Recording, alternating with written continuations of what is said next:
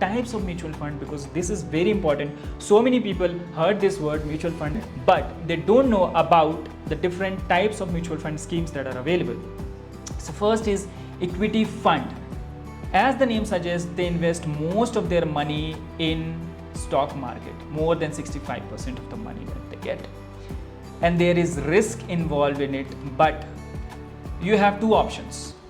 Either you choose growth or dividend. So in dividend, you get consistent amount of money whenever this MC or equity fund announces the dividend, and growth is something that you get whenever there is increase in price and you sell out the units. For an example, you bought 1000 units at 15 rupees, so total you invested 15,000. Now suppose the price is 22 rupees per unit and the total value is 22,000 for the mutual fund in which you invested. So you clearly make 7,000 rupees of profit. Very easy to understand, right? But always remember, check out the equity fund in which you are investing, because there can be a situation where it can be more risky and the equity fund might not be that good. Now after this, let's look into sectoral fund. As the name suggests, they only invest in a particular sector, money that you give to them. For an example, suppose there are infra, pharma, these sectors that are there, and there are companies like ABC in this, DEF in this. So what do? They invest the money in this sector only, and if the company's ABC performs well, your money appreciates, otherwise you will incur loss. So it is actually less diverse, that's why more riskier than that of equity funds. Next comes index fund. As the name suggests, there are different indexes that we have in Indian stock market, like BSE, you have NSE, you have S&P and Sensex, like that.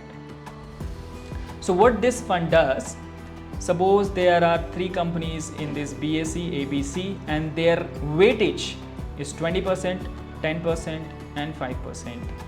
So in the weightage ratio only, the company invests your money in these companies under this index. So if they'll have suppose 100 rupees, they'll invest 20, 10 and 5 rupees, like that.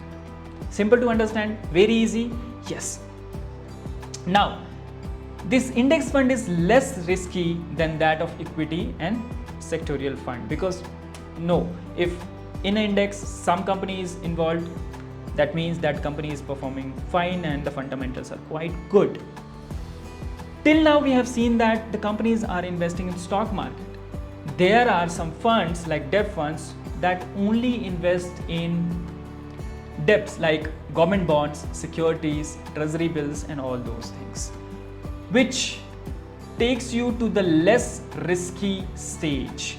So debt funds' motive is to provide consistent income in the form of dividend. So their motive is not to grow the value NAV, their motive is to only provide you the dividend at a proper interval of time, or it's actually can be called consistent. But government impose some distribution tax which is called dividend distribution.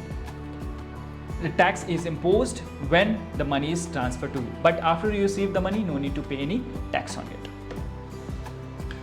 So till now we have understood about the companies which are investing in stock market majorly, and some companies only investing in debt, securities, government bonds and all these things.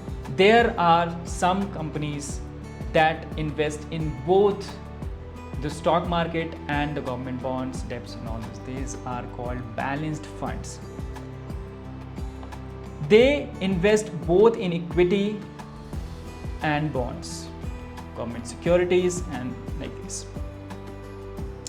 They try to provide consistent income with good profit. So provide good profit and consistent income. The ratio in which they invest 65% plus or 35% here.